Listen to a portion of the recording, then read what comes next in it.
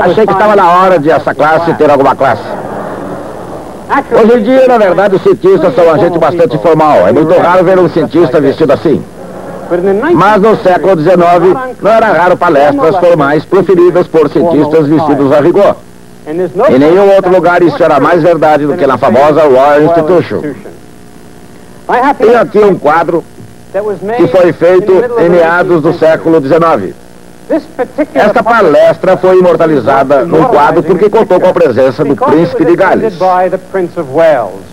O Príncipe de Gales, que era no fim o Príncipe da Royal Institution, provavelmente um desses aí na primeira fila. Mas a razão pela qual essa palestra merece ser lembrada hoje não é devido à presença do Príncipe de Gales, mas sim pelo fato dela ter sido proferida por Michael Faraday.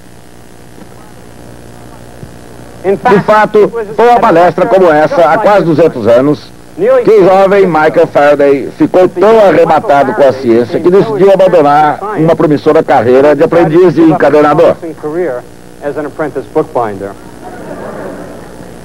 Mas nessa série de palestras, houve um homem que causou uma impressão duradoura com toda a tradição. Seu nome era Charles Wheatstone, e ele foi uma figura importante no esforço de fazer da eletricidade algo prático. Este é o nosso assunto de hoje.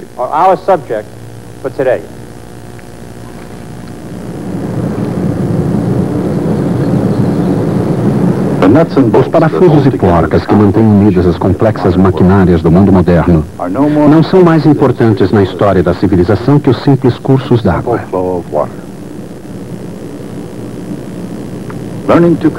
O controle e o aproveitamento do fluxo de água foi um ingrediente crítico no desenvolvimento da civilização.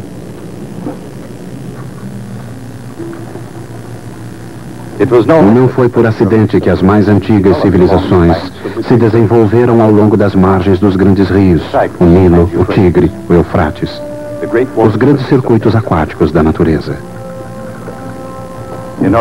Para florescer, toda a sociedade precisou desenvolver os meios de manipular, controlar e distribuir o fluxo de água, na irrigação, na drenagem de pântanos e no desenvolvimento das cidades.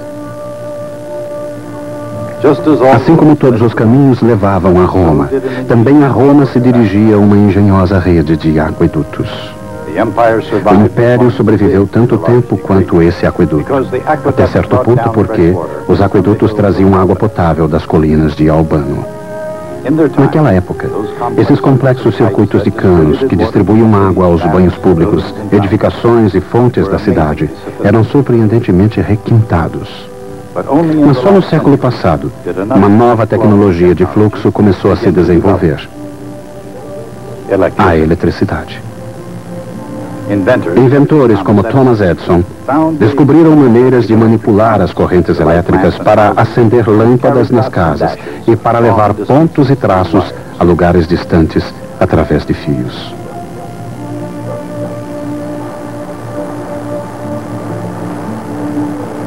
Também encontraram maneiras de produzir e distribuir a eletricidade em redes cada vez mais complexas. Mas desde a época em que a estação de iluminação de Edison constituía a primeira usina de energia do mundo, os técnicos desenvolveram maneiras muito mais sutis de usar o fluxo de eletricidade. Hoje, um único chip de computador contém um circuito elétrico tão complexo quanto o mapa de toda uma cidade. E, em princípio, a própria existência de uma grande cidade como Los Angeles depende de uma grande quantidade desses circuitos. Los Angeles é naturalmente muito mais do que uma autoestrada, mas sem um milagre de engenharia, ela não seria mais que um vilarejo empoeirado entre o deserto e o mar.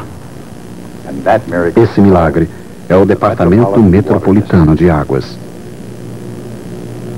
Projetando circuitos aquáticos ou elétricos, o departamento controla o fluxo das correntes. 163 mil metros cúbicos de água por hora fluem através do aqueduto do rio Colorado em direção da bacia de Los Angeles. 1,3 ampere de corrente elétrica flui através desse fio de cobre. Assim como a água torna possível a vida, o fluxo de eletricidade torna possível a luz. A intensidade da luz depende da intensidade da corrente, que é medida em amperes. 1 ampere é 1 coulomb de carga elétrica por segundo fluindo através de um circuito. Em outras palavras, a corrente elétrica I é a vazão do fluxo da carga elétrica, Q. Em qualquer momento, essa corrente é a mesma em todo o fio,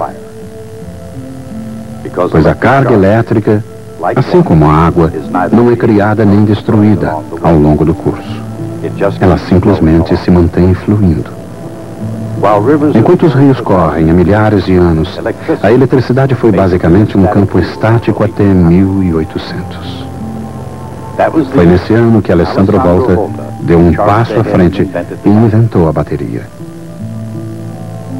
Essa nova fonte de energia, a pilha voltaica, possibilitou um fluxo contínuo de eletricidade e abriu as comportas do progresso. Com elas, Sir Humphrey Davy logo extrairia metais novos e brilhantes, sódio e potássio, dos sais comuns soda e potassa. Poucos anos depois, Hans Christian Ørsted desviaria uma agulha magnética utilizando apenas a corrente de uma pilha voltaica, descobrindo assim o eletromagnetismo. Mais tarde, no século XIX, Thomas Edison utilizou o fluxo contínuo da corrente elétrica produzida por uma pilha voltaica para desenvolver a primeira lâmpada elétrica. Ele utilizou também essa corrente para aperfeiçoar um aparelho inventado por outras pessoas, o telégrafo. Muito antes, Carl Friedrich Gauss observara o potencial embutido na experiência do desvio da agulha da bússola de Ørsted. Um interruptor elétrico ligado num certo local poderia fazer um ímã se mover em outro lugar. Logo outro chegaria à mesma conclusão. O telégrafo concretizava a promessa de comunicações a longa distância quase instantâneas. Mas no início, a promessa de chamadas a longa distância não durou muito. Depois de percorrer uns poucos quilômetros, o sinal era muito fraco para ativar o dispositivo magnético. Esse problema foi resolvido por Charles Whetstone, um fabricante de instrumentos musicais e estudante de acústica. Ele encontraria a solução desse dilema nos escritos quase ininteligíveis de um obscuro professor alemão chamado Georg Simon Ohm. O que Ohm previra com raciocínio matemático abstrato, Whetstone demonstrou através de experiências. O sinal pode ser mantido na mesma intensidade se a voltagem for aumentada na mesma proporção do aumento da distância. Whetstone comprovou a lei conhecida como a lei de Ohm. Para fazer uma corrente fluir através de um material condutor, é necessária uma voltagem. A corrente é sempre proporcional à voltagem. A constante de proporcionalidade é chamada resistência elétrica. E essa equação é conhecida como a lei de Ohm. Um elemento de um circuito elétrico com resistência é chamado resistor. A lei de Ohm não é uma lei fundamental da natureza como a segunda lei de Newton ou a lei de conservação de energia, mas constitui uma regra útil na maior parte das situações práticas. Ela ajudou a transformar o telégrafo numa invenção realmente muito prática. Com os refinamentos introduzidos por Edison e o código desenvolvido por Samuel Morse, o telégrafo ampliou as fronteiras americanas, levando com ele o trem. Os fios do telégrafo acompanhavam os trilhos e a informação que transmitiam era essencial ao funcionamento tranquilo de todo o sistema ferroviário. Não que não tenha havido resistência à utilização dessas duas invenções.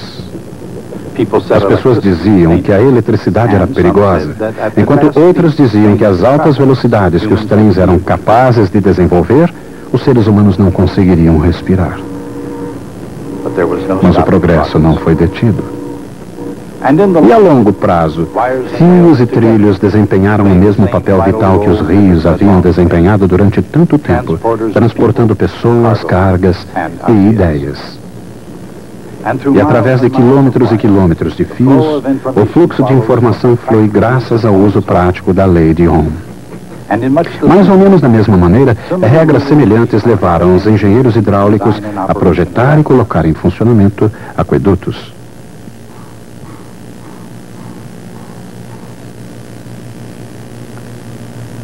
Aqueles engenheiros já sabiam há muito tempo que a vazão com que a água flui através de um cano depende de uma série de fatores. Do declive do terreno e da pressão aplicada, do comprimento e do diâmetro do cano, e da viscosidade e da densidade da água. Numa analogia precisa, a intensidade da corrente elétrica que flui através de um resistor depende da diferença de voltagem dele, da sua espessura e do comprimento, e do material do que é feito. A resistência R de um resistor elétrico é proporcional ao seu comprimento R. Inversamente proporcional à sua área A. E proporcional à sua resistividade RS, isto é, à sua tendência de inibir o fluxo de elétrons. Essa tendência de resistir está presente em todos os materiais, embora em diferentes graus. Quando se acrescenta resistores a um circuito, um após outro, o efeito é o mesmo de se fazer um resistor mais comprido. A isso se dá o nome de resistores em série. Quando se colocam resistores lado a lado, aumenta-se a área através da qual a corrente pode fluir. Esses são chamados resistores em paralelo. Sua resistência é menor do que a de cada um isoladamente. O mesmo se aplica à água. Reunir pedaços de cano em série equivale a fazer um cano mais longo, aumentando a resistência ao movimento. Mas se os canos são colocados lado a lado, eles podem transportar mais água, mais facilmente. E esses canos em partículas transportam uma grande quantidade de água, elevando-a a 500 metros acima do Rio Colorado, até o ponto em que pode descer para Los Angeles. No entanto, como a represa e a estação de bombeamento foram projetadas para transportar essa enorme quantidade de água, o projeto encontrou forte resistência, especialmente no Arizona, o estado que se encontra do outro lado do rio. No dia que teve início a sua construção, em 1934, a milícia do estado do Arizona ocupou as margens do rio com rifles e outras armas de fogo. Neste caso, o motivo da resistência era claro. O fluxo de progresso da Califórnia era feito às custas do futuro do Arizona. Mas o que dizer da resistência natural ao progresso dos elétrons? Qual a natureza da resistência elétrica? Sob a influência de um campo elétrico, os elétrons se movem através de um metal, assim como uma bola de gude cai através de um fluido viscoso. Se não encontrasse resistência, elas acelerariam livremente como um corpo caindo no vácuo. Em virtude da resistência, no entanto, elas se movimentam em média com velocidade constante. A resistividade é como a viscosidade. Quanto maior a resistividade de um material, mais lentamente uma partícula se movimentará através dela. Mas o que reduz a velocidade dos elétrons? Em outras palavras, num condutor, o que resiste ao fluxo da eletricidade? No interior de um metal, os elétrons se movimentam constantemente em todas as direções. Aqui, alguns deles são representados como pontos. Eles se movimentam através do metal como se esse fosse uma molécula gigante. Esse tipo de fluxo não encontra qualquer resistência, nem cria um fluxo global de um lado para o outro. Nessas condições, o condutor se encontra num estado de equilíbrio eletrostático. Não há campo elétrico no seu interior, nem diferença de voltagem entre as duas extremidades. Mas se uma bateria faz uma corrente elétrica fluir, o equilíbrio é destruído e um campo elétrico é criado dentro do condutor.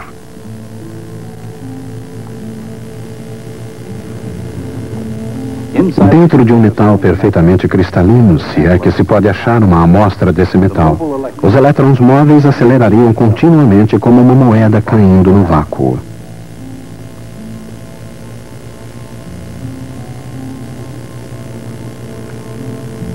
Mas no mundo real, os cristais não são perfeitos. Eles possuem defeitos e impurezas, e seus átomos vibram devido à energia térmica. Os elétrons, acelerados pela força do campo elétrico, colidem com essas imperfeições, comportando-se como uma bola num jogo eletrônico. Todas essas colisões, todas essas paradas e reinícios produzem a resistência que impede que o fluxo de elétron cresça indefinidamente. Assim, os elétrons se movimentam com uma velocidade média constante, produzindo uma corrente constante, sob a influência de uma força constante. Quando os elétrons colidem com as imperfeições, eles fazem com que os átomos produzam vibrações maiores. Assim, a energia elétrica dos elétrons acelerados transforma-se na energia térmica dos átomos em vibração. Há cerca de 100 anos atrás, uma ideia brilhante surgiu desse calor. Se o resistor se torna suficientemente quente, ele ficará incandescente. E Thomas Edison encontrou os materiais perfeitos para produzirem uma incandescência luminosa. É claro que nem todos os circuitos ficam incandescentes, mas todos produzem calor, quer esse calor seja desejado ou não. Nos computadores, por exemplo, são utilizados ventiladores para eliminar o calor indesejado. De fato, alguns supercomputadores produzem tanto calor que exigem um sistema líquido de resfriamento para manter a temperatura baixa. Quer o calor seja o objetivo ou um subproduto indesejado, é preciso energia para produzi-lo. Quando uma corrente flui através de um resistor, a energia transformada em calor é igual à quantidade de carga que flui vezes a diferença de potencial. A potência de aquecimento ou potência consumida é igual à corrente vezes a voltagem. Usando a lei de Ohm, a potência também pode ser representada como I ao quadrado vezes R ou V ao quadrado sobre R. E qual o resultado? Bem, antes de mais nada, ele é medido em watts. 1 watt é uma medida de energia igual a 1 ampere vezes 1 volt. 1000 watts perfazem 1 kilowatt. 1 milhão de watts formam 1 megawatt. Nas horas de pico, a represa Parker produz 120 megawatts. Watts e água. A rede elétrica e o sistema de água. Uma poderosa analogia que assume uma forma concreta aqui nesta usina hidrelétrica. Se o progresso conduz às correntes de água e de eletricidade, ele também exige muito delas. Na sociedade americana, ávida por energia, cada pessoa consome cerca de 1 kW de potência elétrica diariamente durante todo o ano. E cada família consome anualmente mais de 1000 metros cúbicos de água, isto é, mais de 1000 caixas de água de 1000 litros cada.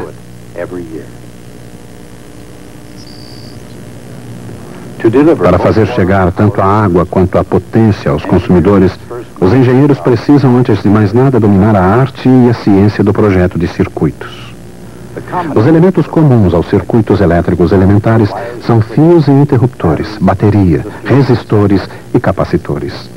Embora esses elementos possam ser combinados em redes de complexidade cada vez maior, eles obedecem sempre às mesmas regras simples, conhecidas como leis de Kirchhoff. Gustav Kirchhoff, um físico alemão, era muito interessado em matemática. Aplicando a lei de Ohm e generalizando-a ao máximo, ele obteve duas leis, cada uma exprimindo uma ideia familiar.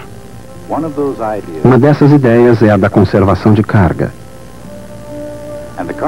A correspondente lei aplicada aos circuitos diz que quando uma corrente se divide em duas ou se juntam duas correntes, a corrente total que entra no nó é igual à corrente total que dele sai. A outra lei de Kirchhoff exprime a conservação de energia. Uma carga elétrica que percorre um circuito completo no final nem ganha nem perde energia.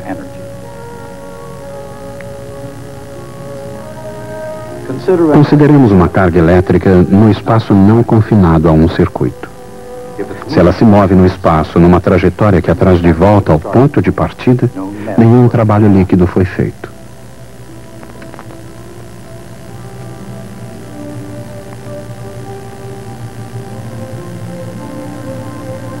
O potencial elétrico, ou voltagem, pode subir ou descer, mas ele volta sempre ao nível de origem.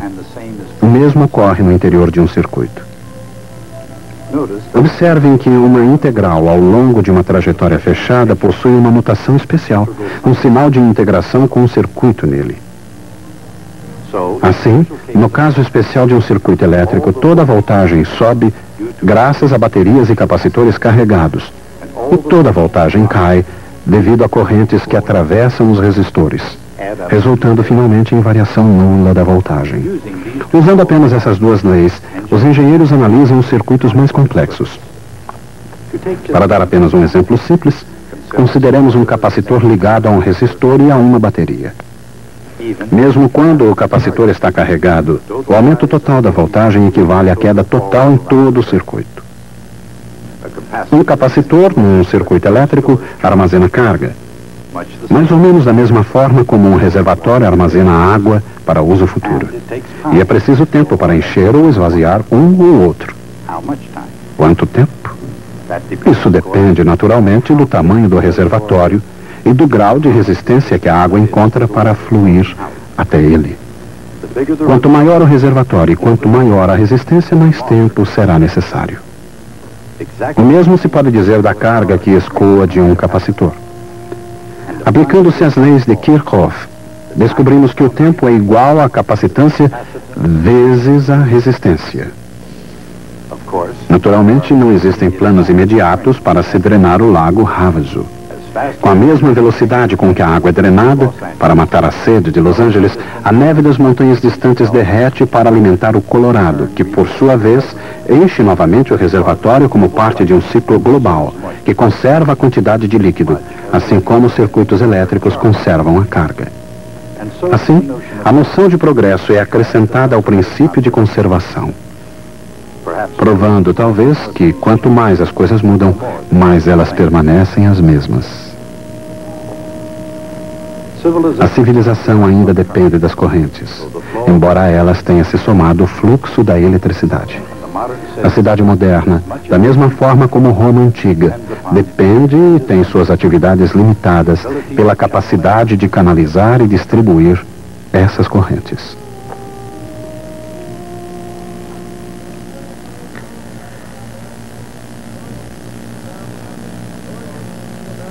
Hoje estudamos as regras que tornam a eletricidade algo prático. Elas foram elaboradas pela primeira vez por pessoas como Ohm, Kirchhoff e Charles Wheatstone. Wheatstone era reverenciado pelos colegas daquela época, mas era desconhecido do público. Era um homem muito acanhado e de uma timidez mórbida perante qualquer público, exatamente como eu. Na verdade, esta foi a causa e o motivo pelo qual ele conseguiu mudar a tradição das palestras públicas da Royal Institution. Aparentemente, numa noite de 1846, Charles Wheatstone deveria dar uma palestra pública. Mas na última hora, com o público já sentado no auditório, Wheatstone entrou em pânico e fugiu e não ficou ninguém para dar a palestra.